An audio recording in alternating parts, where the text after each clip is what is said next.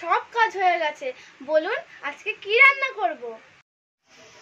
তুমি রান্না করলে খাওয়া যাবে তো?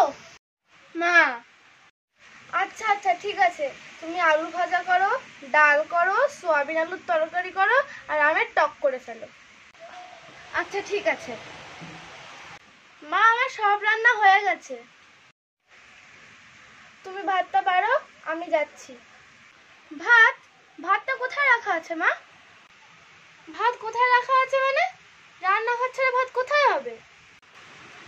দাঁড়ান দেখে আসছি আমি। মা, ভাত রান্নাঘরে নেই।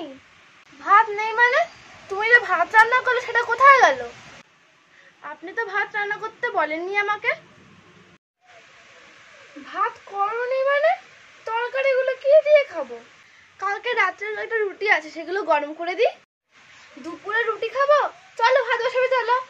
ঠিক আছে চলুন।